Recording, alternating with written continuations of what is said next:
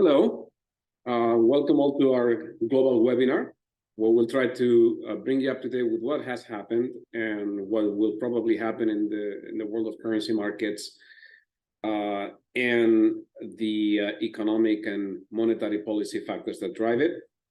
So I think that we've given everybody a minute to join, so we'll go ahead and start. Should we go to the first slide, Roman, please? So this is the context for today. I mean, obviously, the news flow from currency markets of the last few weeks has been dominated by this fairly sharp US dollar rebound from the lows of the summer. We will talk about the surprising outperformance of the US economy, both in absolute terms and relative to the rest of the world. We'll have some mention of the negative surprises that, by contrast, we have seen from the Chinese economy that has not rebounded with the speed and the strength that everybody expected, and most everybody expected from the COVID lockdowns.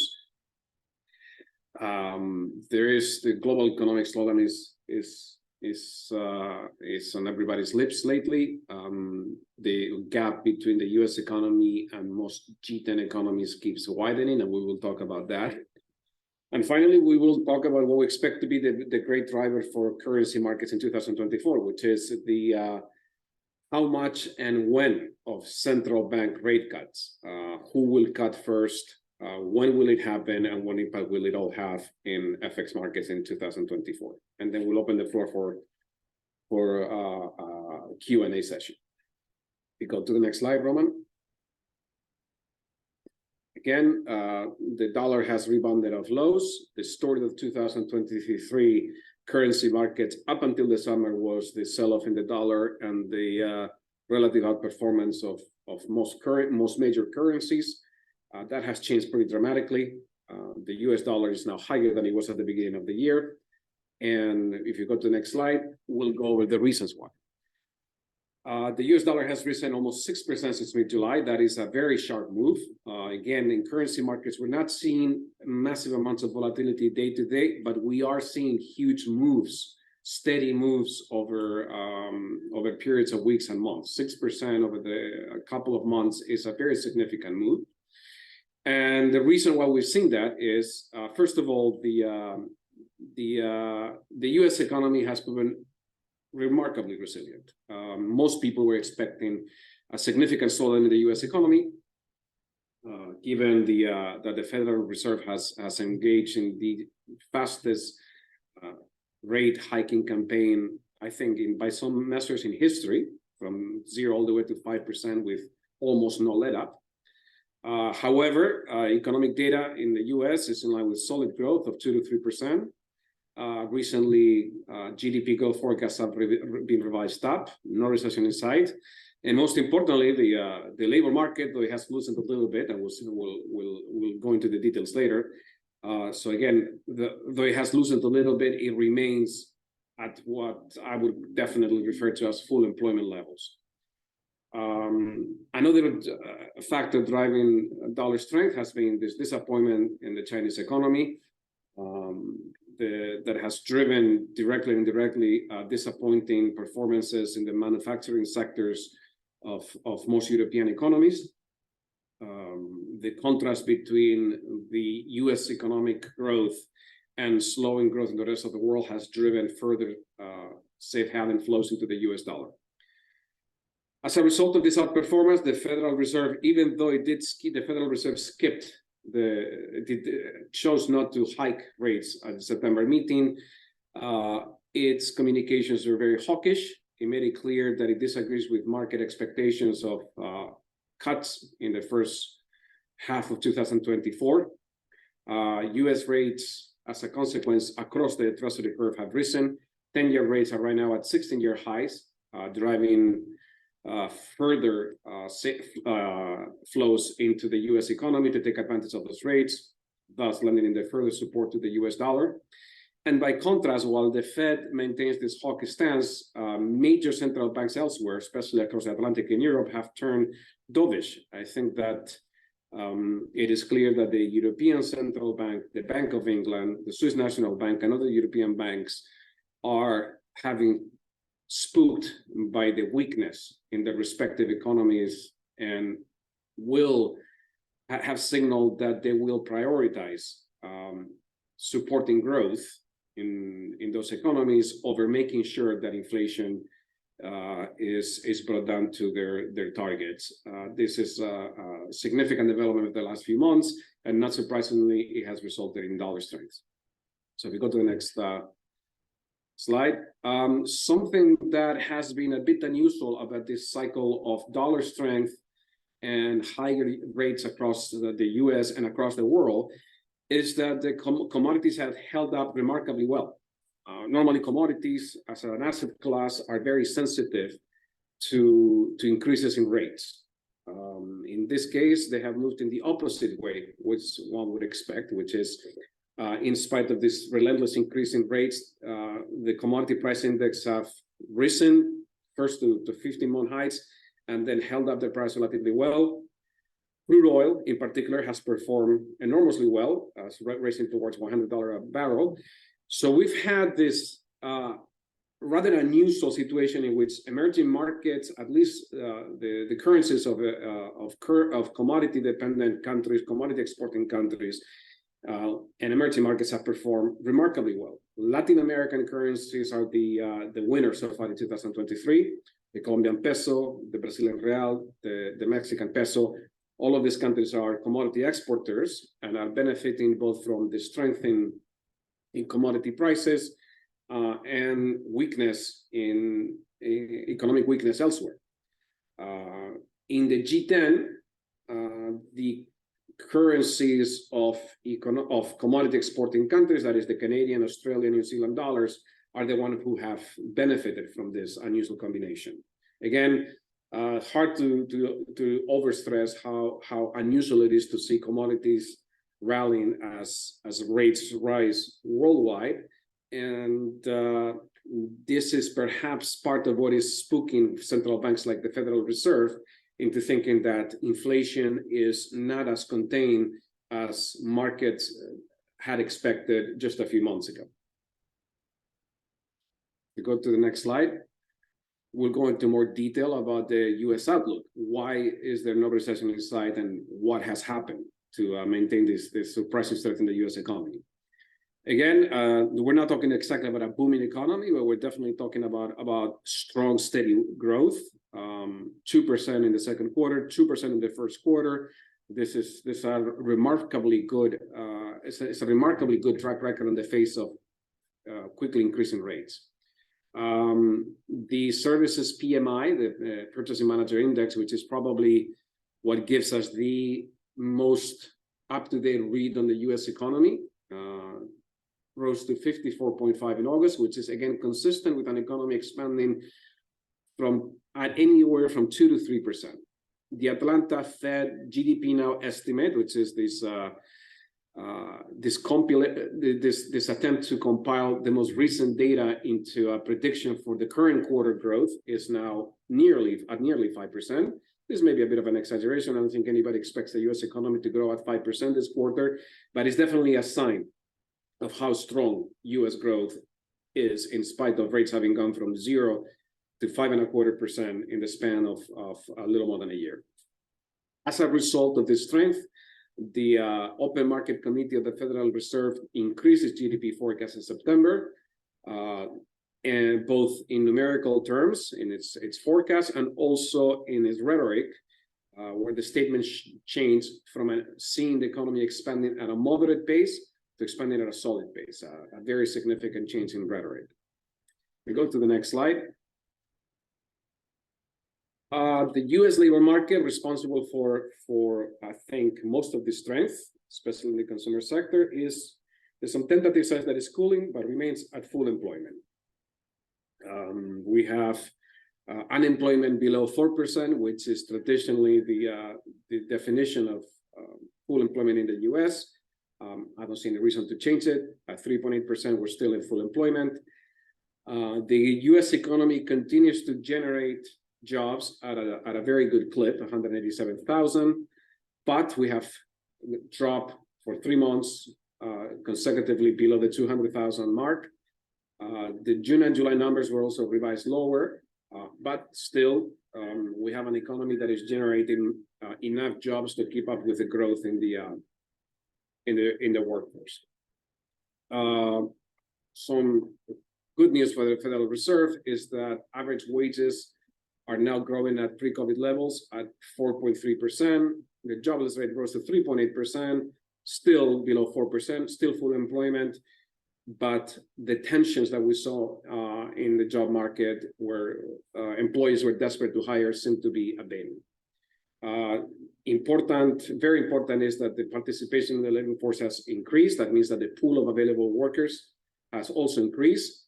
And the number of job openings, unfilled job openings, though it remains much higher than historical levels, has been falling for a few months. This adds up to an almost Goldilocks scenario where so far we see full employment in the US, but some loosening, wages starting to increase in line with productivity and not faster, and the number of unfilled job openings falling back to normal levels. Go to the next slide.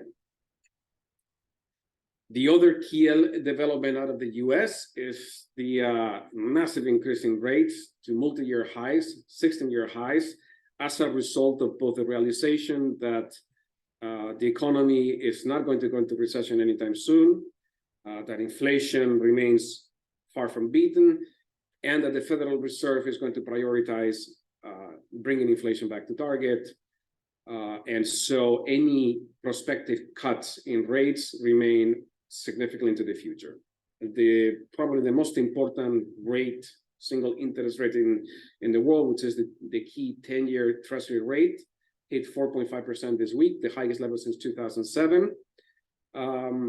And this higher US yields is one of the main reasons why we're seeing this remarkable dollar rally since the summer. It poses a threat to risk assets. It's the interest rate that is typically used, or one of the interest rates that is used to discount the value of stocks, bonds, etc.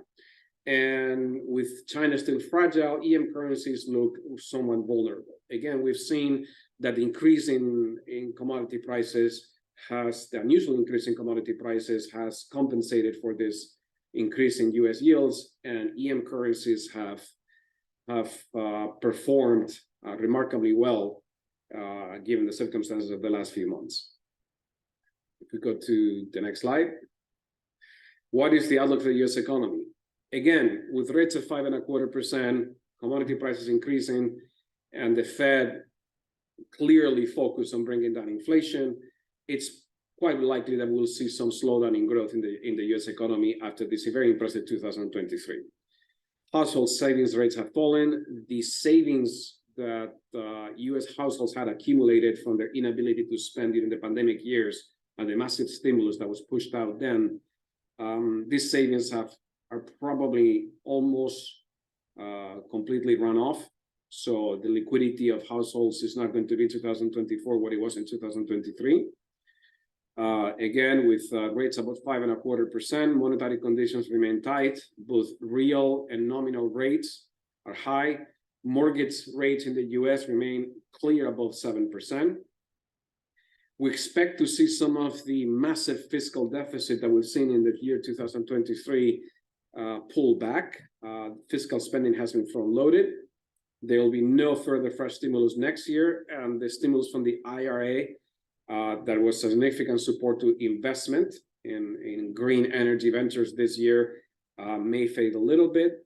And then, as is always the case in times of high inflation, as it was in the 1970s, worker strikes and government shutdowns, worker strikes trying to make sure that the salaries keep up with inflation are very difficult to, a risk that is very difficult to quantify, but nevertheless is there. Labor conflict is never positive for growth. So that we won't rule out a recession in 2024, we still think that the US economy remains enough momentum that a soft landing appears increasingly likely. And we base this mostly on the fact that the labor market is performing very well. Inflation is very slowly easing back towards target. Consumer confidence remains resilient. If you go to the next slide, I will hand over to my colleague. Thank you, Enrique. So let's talk about the situation in China and the outlook for the Chinese economy. We had a bit of a roller coaster when it comes to China. Initially, at the end of last year, we had quite an optimistic view on the country after it ended its restrictions. And indeed, the first economic data that we received from China for the beginning of the year was quite encouraging. And we had seen it everywhere. We had seen PMI indices moving up.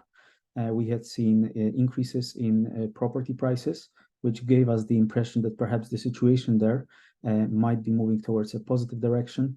We had seen practically all across economic numbers that improvement is taking place.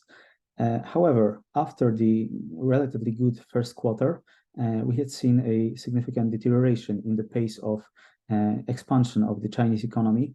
The economic growth in the second quarter at 6.3% might look high, but if we consider the base effect, this was relative to the period which already was a high level of growth. And if we consider that it was short of expectations, in fact, rather significantly, then this was a clear disappointment. In the past few months, we had seen also declines of PMI indices. Those PMI indices, in some respects, some of them have decreased below level 50. For instance, looking at the manufacturing PMI from Caixin, which is a private survey, which focuses primarily on coastal companies, more export-oriented, smaller companies.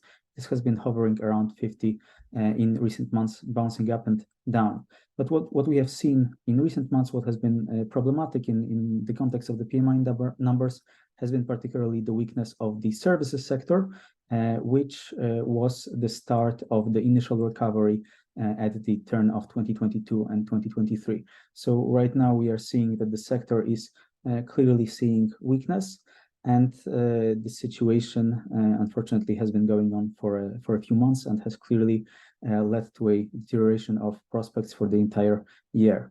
One of the key problems that the Chinese economy has is the weakness of the property market. And this weakness started in 2020 and has been particularly manifested in 2021, 2022, but also this year. We are seeing little investment there. We are seeing property prices which have moved, as you can see on the right-hand side, and they have moved towards declines again. The general interest among population in purchasing real estate in the context of issues of real estate developers is still rather low. These concerns about the property sectors, they have intensified of late, particularly in August, when Country Garden, one of the biggest developers, delayed international bond payments. However, the situation, the weakness in the Chinese economy could be giving away, or we could be seeing we could be entering a period which would be a bit better, which we are seeing in a number of economic data. So on the right-hand side, you can see the economic surprise index, and we had seen it bottoming out in July, and it has trended slowly but surely upwards since then. It still is below the level of 0, which indicates to us that on the whole, the economy is surprising to the downside, but those surprises to the downside have been more limited of late. And in fact, if we look at the most current data, we had seen a number of surprises to the upside. One of the numbers that we focus on is the credit data. So we have seen a significant increase in August of bank loans. We had seen also improvements in hard data. We had seen stronger activity of retail sales, stronger industrial production. What we have also seen is some improvement in the labor market, at least judging by the unemployment rate, which unexpectedly fell. We had seen something which was expected, but still is an encouraging development, which is an increase in CPI index above zero. So China entered deflation for 1 month, and right now the prices are rising again. When it comes to the situation of the Chinese economy, one of the things that we focus is the situation of the property sector, as I mentioned. And here we look at the situation of particular developers. The Country Garden, the one that was mentioned on the previous slide, dodged default twice in September, but it faces another key deadline in October. We also have one big name which is with us for the past few years, which is Evergrande. And in recent days, the Evergrande restructuring plan, they made a shift to restructuring plan. They canceled a key meeting with investors. So this has led to a deterioration in sentiment towards Chinese developers yet again. This looks a bit like a soap opera when we have all those negative headlines about particular developers, and they come and they go.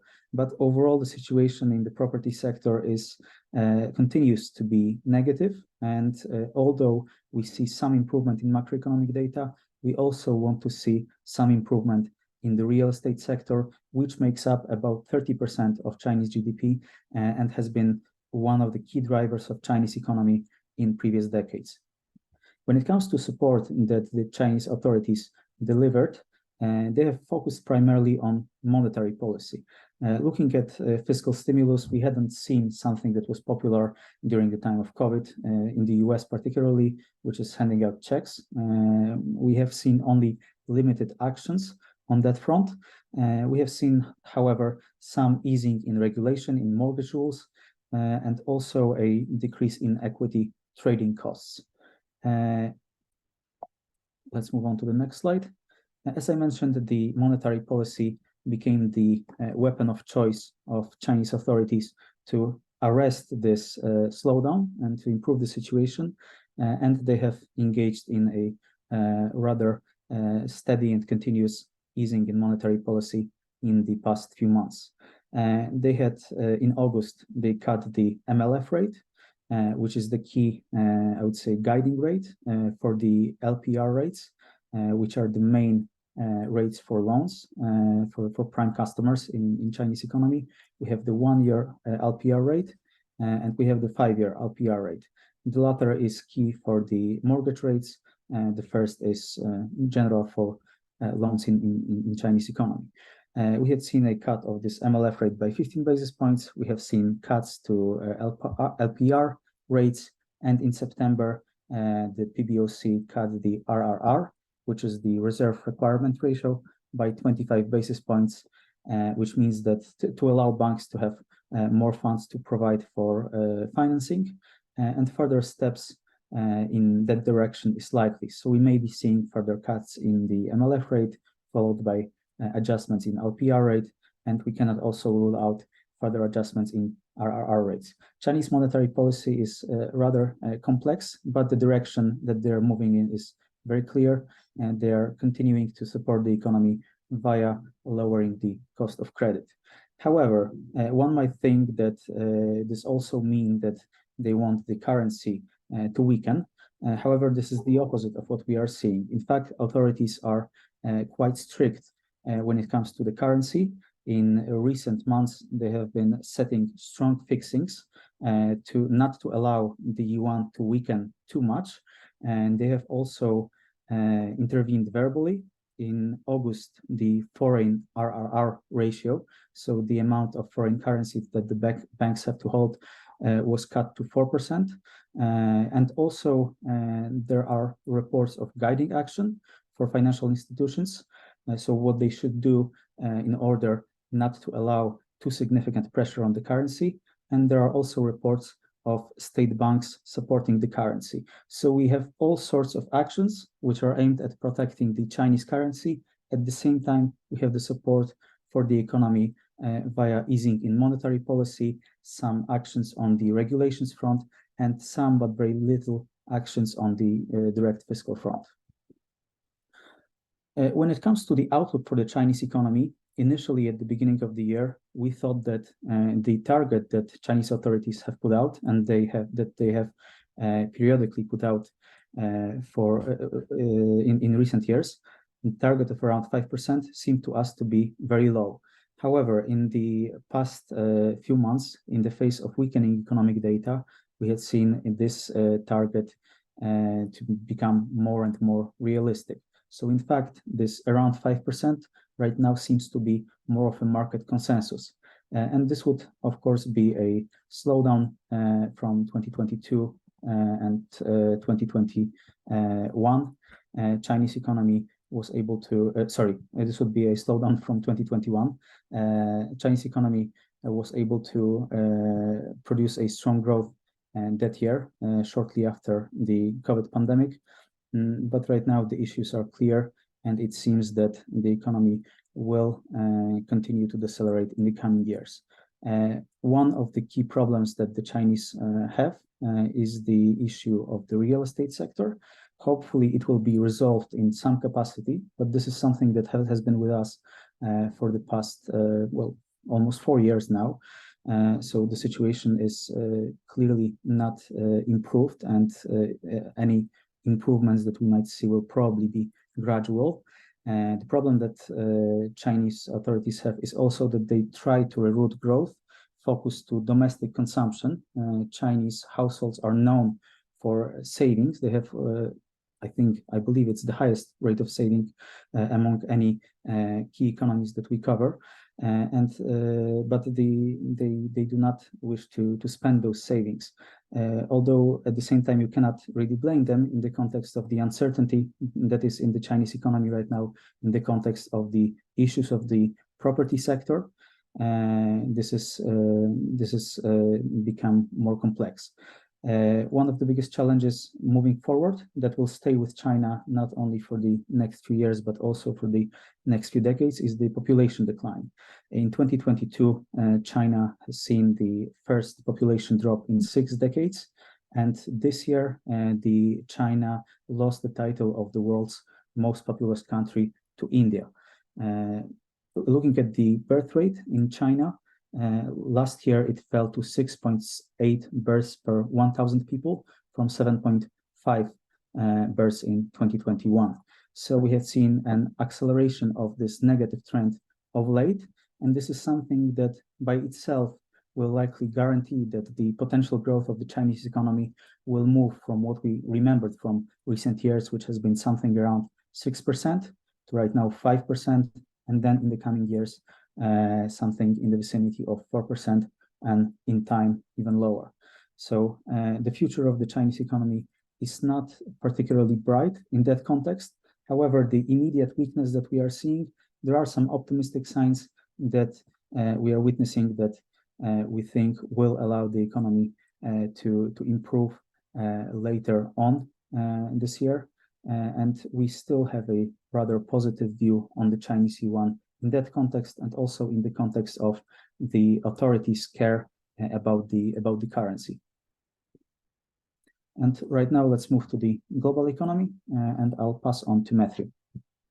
Super. Thank you very much, Roman. And hello, everyone. Thank you all very much for joining our webinar today. Now, we've talked about the outlook for the US and Chinese economies, but what are we seeing from the global economy?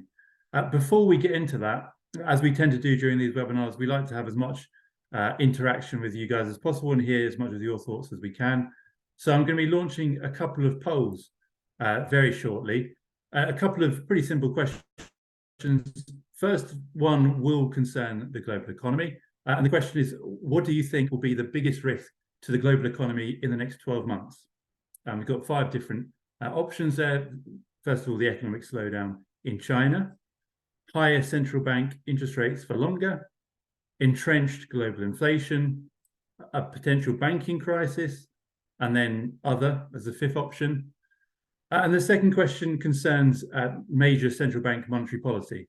And the simple question is, which major central bank do you think will cut interest rates first out of the Federal Reserve, the European Central Bank, and the Bank of England? And so I'm going to launch those polls now. Hopefully you should be able to see those and cast your vote. If you'd like to vote now, please feel free, or you can wait to the next couple of sections when we cover those topics before casting your vote, and we'll get round to seeing the outcome of those polls at the end of the presentation. We'll also, as we mentioned, have time for a short Q&A section at the end. As usual, if you do have any questions as we go along, please feel free to put it in the Q&A box in the Zoom app as we go, and we'll get around, as I said, to answering those towards the end. But with that out of the way, let's move on to our next section, which concerns the global economy. So if we go to the next slide. And clearly, we are seeing signs of a slowdown in global economic activity as aggressive central bank interest rate hikes, still sky-high levels of inflation, lead to both weaker consumer and business activity. For the most part, recessions, technical recessions, have been avoided so far, albeit levels of growth that we have seen, certainly among the major nations at least, has been very weak. And we're seeing very meager levels of growth and contractions in some instances. The US would be probably the one main exception among the major nations, as we've mentioned, which has partly led to this US dollar outperformance that we've seen in the past couple of months or so. Our favoured and more timely indicators of economic activity, the business activity PMI numbers, have also deteriorated in the past few months. If we look at the chart on the left-hand side, this represents JP Morgan Global Composite PMI. And as you can see, we're seeing a clear downtrend in that indicator to now just above the level of 50, which separates expansion from contraction. The PMIs in most of the major nations have deteriorated and are now either below the level of 50, i.e. representing contraction, or only just above the level of 50, which suggests that slowdowns in GDP growth are likely on the way in this coming quarter. We're also seeing, we have seen a deterioration in Citigroup's economic surprise index, at least for the G10, as you can see on the right-hand side. We're seeing data coming slightly better than expectations, as represented by the positive surprise index, albeit we're nowhere near the levels that we were earlier in the year when economic news was resoundingly coming in above expectations of both economists and central bankers. We go to the next slide. And as mentioned, the PMIs of business activity out of the major nations have deteriorated.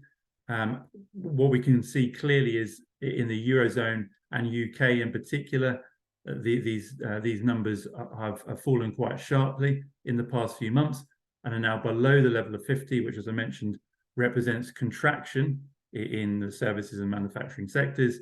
And indeed, the composite index, which is a weighted average of manufacturing and services for both the UK and Eurozone, they're now at the lowest level since the first winter COVID lockdowns in either late 2020 or early 2021. The US is holding up slightly better, as we've mentioned, with the PMIs there either just above the level of 50 or roughly around the level of 50 that represents flat growth. The US economy continues to be well supported by resilient consumer spending, a strong labour market, and as we've mentioned, a recession in the US economy is well, it's not our base case scenario and far from a foregone conclusion. The Eurozone has fared much worse. A technical recession was avoided earlier in the year following the upward revision to the Q1 GDP data, albeit growth that we have seen there has been effectively non-existent, and this pretty troublesome PMI data suggests that another contraction in GDP in the Eurozone could be on the way in Q3, and a recession there, it appears an increasingly likely scenario. Well, in the UK has been an interesting case whereby actually data out of Britain in the last sort of 9 to 12 months or so has come in considerably better than expectations. That has partly led to the pretty strong rally that we've seen in sterling, at least earlier in the year, albeit we have started seeing signs of a deterioration, and growth that we are seeing in the UK has been modest, to say the least. We go to the next slide, please. Now, clearly, one of the biggest risks to the global economy remains stubbornly high rates of inflation globally. we are at least seeing signs of a downtrend in the headline rate of inflation, as you can see from the chart. On the left-hand side, this represents the G3 headline inflation rates. Clearly, we are seeing a downtrend in these numbers from the peaks. Why are we seeing that? Well, there's a number of reasons as to why we are seeing this downtrend. First of all, the base effect. We've also seen a sharp drop in global energy prices, while tighter monetary policy, i.e. a higher central bank interest rates, have dampened economic activity and demand and led to lower price pressures. This is represented by Citigroup's inflation surprise index, which, depending on the region that we're looking at, is either in negative territory, i.e. suggesting that inflation data is coming in below economist estimates, or roughly flat, suggesting the inflation data is now coming in roughly in line with economist predictions, following this prolonged period whereby inflation data was resoundingly beating economist estimates. So we are seeing some pretty encouraging trends, particularly in that headline rate of inflation, albeit central bankers, economists not getting too carried away, as we're still well above the central bank targets, and a return to these target levels will take time. We're unlikely, but potentially unlikely, to see those in 2024. We may have to wait for 2025 for return to these central bank targets in a sustainable manner. Whereas also core inflation rates, which strip out the volatile price components of food and energy, also remain very elevated, have not necessarily seen the sustained or significant downtrends that we've seen in the headline rates. What does that do? Well, that means that, first of all, risks to growth from inflation will likely persist in the coming 12 months and is likely to provide a drag on growth. While, on the other hand, it is also likely to mean that we're likely to see a more prolonged period of restrictive monetary policy, whereby central banks keep rates higher for longer and push the timing of interest rate cuts further into the future. And as we'll get on to in a few slides' time, we think that the timing and pace of central bank rate cuts is now likely to be one of the key themes in the foreign exchange market. Maybe not during the rest of this year, but certainly in 2024. And now, what can we expect from growth next year? Well, the IMF is expecting global growth to ease again in 2024 to 3% from the 3.5% that we saw in 2022. Global inflation is set to slow, albeit remain elevated, while higher central bank rates are expected to continue to weigh on economic activity. Among the major nations, the Eurozone is actually expected to outperform both the US and UK economies and post growth of 1.5% versus 1% for the US and the UK. We think that's partly due to the base effect and the poor performance of the Eurozone economy, which has barely grown this year, particularly relative to the US, which has posted solid growth. Among emerging markets, Asia looks set to continue to power ahead. The IMF is penciling in growth of 5% in 2024, albeit, as we've mentioned, clearly the slowdown and the poor performance we're seeing in China, concerns surrounding the property sector there, are likely to present a significant risk to the rest of Asia in general. While Europe and Latin America, at least emerging Europe and Latin America, are expected to lag well behind and post growth of 2.2% for both regions. Risks to growth in emerging Europe in particular are relatively acute, given that we are still yet to see signs of a serious downtrend in rates of inflation in Europe. That is likely to keep growth suppressed and could lead to an underperformance in European currencies in 2024. We move to the next slide. We're going to talk now about the recent decisions of the major central banks. And before I talk about the European Central Bank and Bank of England, I'm going to hand back to Enrique, who's going to cover the latest decision from the Federal Reserve. Thank you, Michael. Thank you, Matthew. So this Federal Reserve meeting in September was probably the single most important development of the entire month for financial markets in general and currency markets in particular. The Fed, as universally expected, decided to skip. It did not raise rates. However, the communications were very hawkish, significantly more than the market expected. It reiterated that it remains focused on inflation, that the inflation target of 2% has not changed in any way, and that there's still a long way to go to get there. It acknowledged that the US economy continues expanding at a solid pace, which is positive as far as it goes, but it also makes the task of hitting that 2% inflation target more difficult. Probably the aspect of the meeting that contained the most information for markets was the dot plot, where every participant, every member of the Open Market Committee writes down their expectations of where Federal Reserve rates will be at the end of each of the next 3 years. The 2023 forecast, the median forecast was unchanged, but there was significant revisions upwards to both the 2024 and 2025. In particular, it bears noting that the median expectation for where rates will be at the end of 2024 implies no cuts from the Federal Reserve at all in 2024. So our view is that while the Fed is done hiking rates in this cycle, due to the fact that we are seeing a slow disinflationary trend in the US, where inflation seems to be slowly converging down to the 2% inflation target, and that this is going to be, this disinflationary trend is going to be supported by the continued cooling in the jobs market. That said, it's clear that we're not going to argue with the Federal Reserve. Rates are going to stay much higher for longer.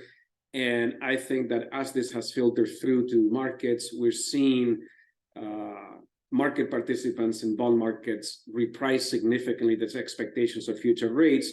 And as a consequence, longer-term rates like the 10-year Treasury, the 30-year Treasury, and all the interest rates that are priced indirectly off of those instruments, like mortgage rates, have gone up significantly.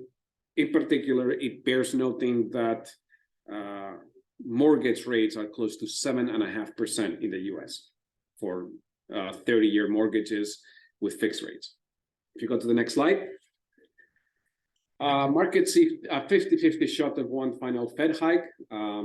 So markets are pricing in that either we have seen the last of the hikes, or there will be at most one more. This has to do with the strong economic data we're going from the US. One example that I think illustrates the strength of the economy in the face of very high rates is that in spite of these mortgage markets, this mortgage rates above 7%, the housing market has not collapsed. It has definitely pulled back from the levels of the pandemic, but we're still seeing houses being purchased. We're still seeing houses being built in spite of 7 to 7.5% mortgage rates. So this resiliency of the U.S. economy in the face of higher rates is why markets are pricing in a certain chance of an additional Fed hike. We think that the Federal Reserve will not hike, and instead its preoccupation with bringing inflation down, its hawkishness, will be implemented through keeping rates steady at current levels above 5% for longer than the markets expect. We go to the next slide. I will pass on back to Matthew. Thank you, Enrique. And what have we seen from the European Central Bank? Well, as we had anticipated, the ECB raised rates by another 25 basis points in September, taking the deposit rate up to 4%. The move should have been a positive and a bullish signal for the euro, given that a hike was not fully priced in prior to the meeting. But investors saw the move and the announcement as what is known as a dovish hike, whereby the ECB raised rates, but its communications struck a dovish tone, indicating no real appetite to continue raising rates. This appears to be a bit of a compromise between the hawks on the one side and the doves on the other. And while the ECB continued to signal that inflation in the Eurozone remained elevated, while not ruling out an additional interest rate hike, it also indicated or alluded to the fact that they do not expect to raise rates again. This led to a negative impact on the euro. We've seen euro dollar drop below the 106 level in the past few weeks, and the common currency has generally underperformed most of its major peers in the past few weeks. And we're now seeing, as we've mentioned, a narrowing in the expected timing between when the Federal Reserve is expected to cut rates and when the European Central Bank is expected to cut rates. And that has squeezed the euro dollar lower, and in our view, presents a pretty big downside risk to the common currency over the next sort of 12 months or so. What are we seeing for market pricing? Well, investors are now pretty confident that the September hike from the ECB will be the last in the current cycle, and the implied probability of another rate hike has now dropped to around about 25%, with the first rate cut anticipated in mid-2024 at the June ECB meeting. As I said, we are seeing a divergence, or we have seen a divergence in market rate expectations between the US and the Eurozone in the past couple of weeks, with the Fed on the one hand striking a hawkish note, keeping an additional rate hike on the table, while the European Central Bank on the other effectively says that it is not keen to raise rates any further. And as I said, that has led to this narrowing in expected timing for rate cuts between the two economic areas, and that has weighed quite heavily on the common currency in the past few weeks. And as I said, we're now seeing euro dollar trade around or just below the 106 level. We move on now to the next slide, which is focusing on the Bank of England. And out of all the major central bank announcements that we've seen, and there have been quite a few in the last couple of weeks, the Bank of England probably sprung the biggest surprise. The MPC unexpectedly held rates steady last week, voting narrowly 5-4 in favour of no change, following the August UK inflation data the day before, which surprised to the downside.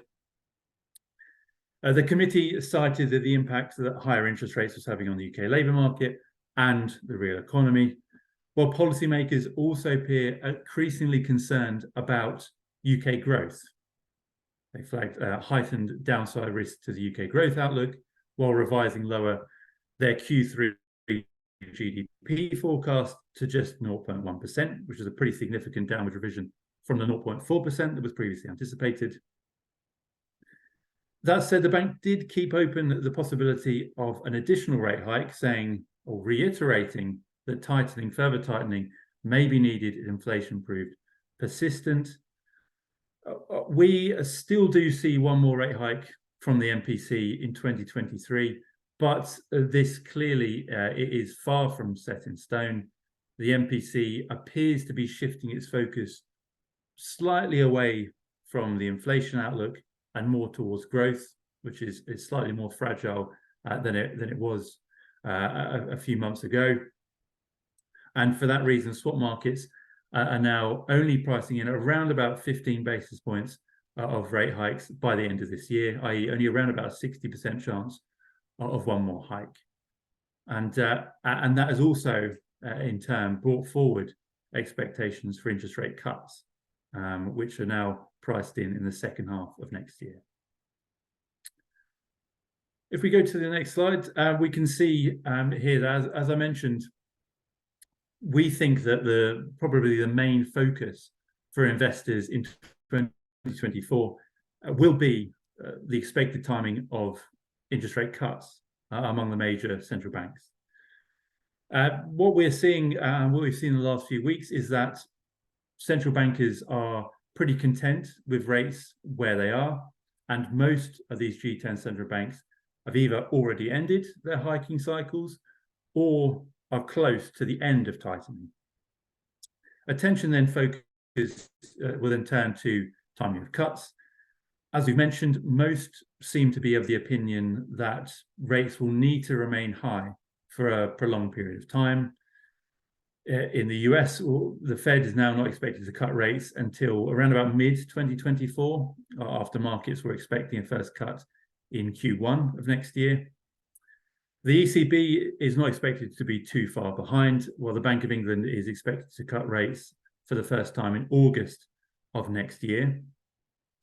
Aside from those three central banks, which are expected to be the most active in cutting rates next year, as you can see, actually most of the major central banks, or at least investors expect most of the major central banks, to keep rates elevated for quite some time.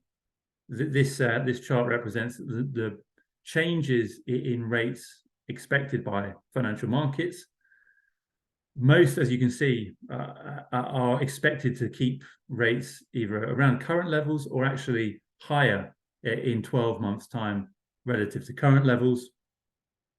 The clear exception remains the Bank of Japan.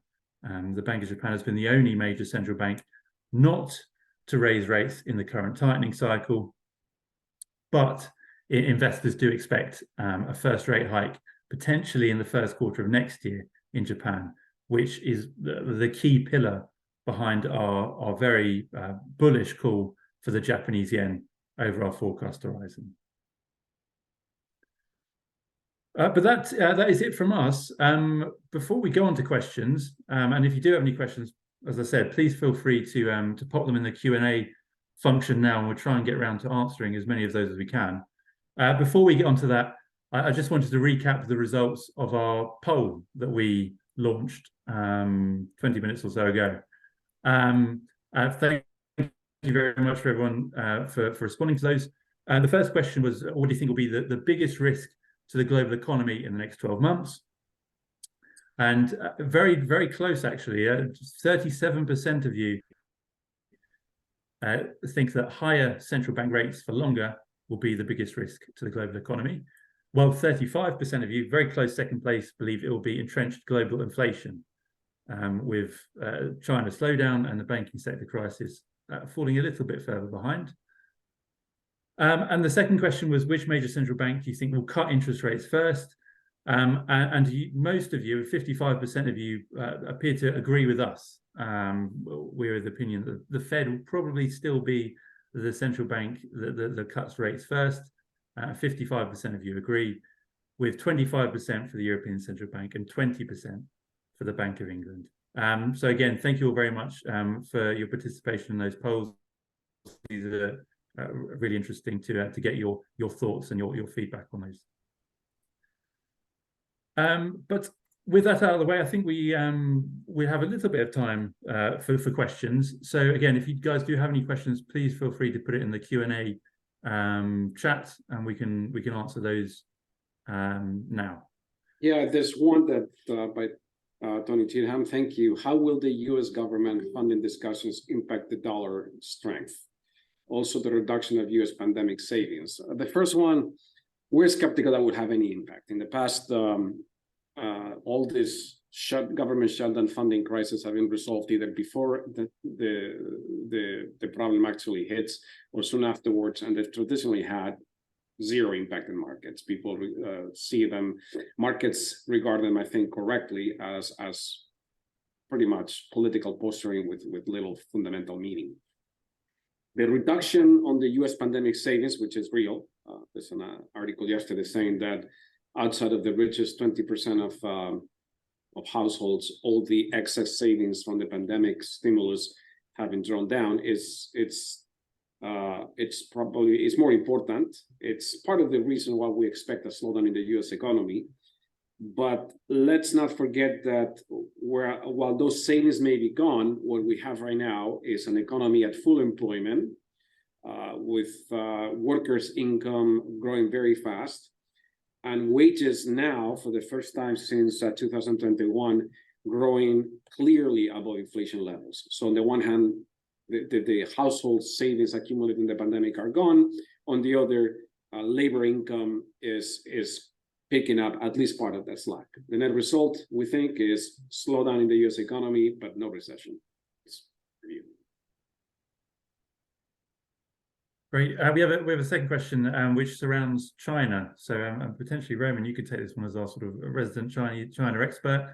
But the question is, given the political environment in China, how much can we rely on the accuracy of information surrounding the potential property meltdown?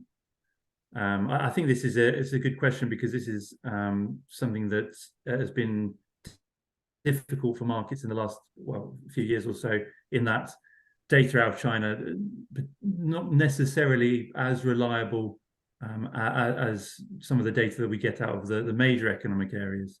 Roman, do you have any thoughts on this? What are your sort of thoughts on the data that we're seeing out of the Chinese housing market? Yeah, so it's an interesting question and an interesting topic. In general, when it comes to the economic data from China, I think that in many regards, the statistics have improved over the years. So, for instance, the questions about the validity of the GDP numbers, right now, they are not as serious as they have been, let's say, 2 decades ago. However, with the numbers that China is posting, sometimes what they do is they switch off those numbers. So, for instance, this is something that we have seen with the youth unemployment rate.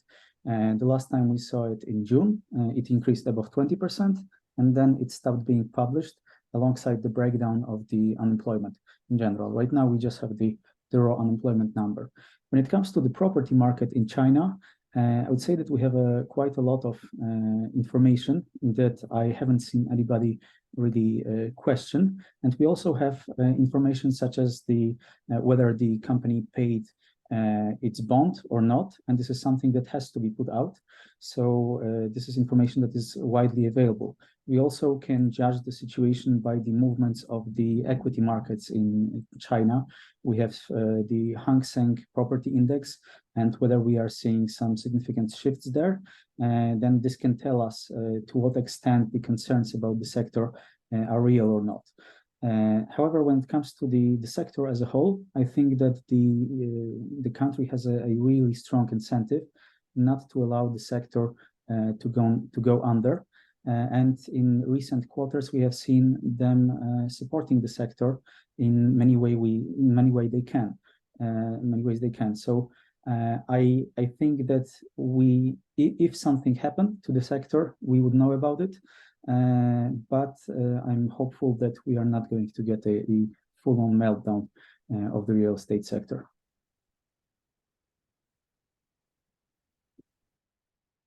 Great. I don't know if there's any more questions at all. We're almost done for time. We're just coming up to the hour.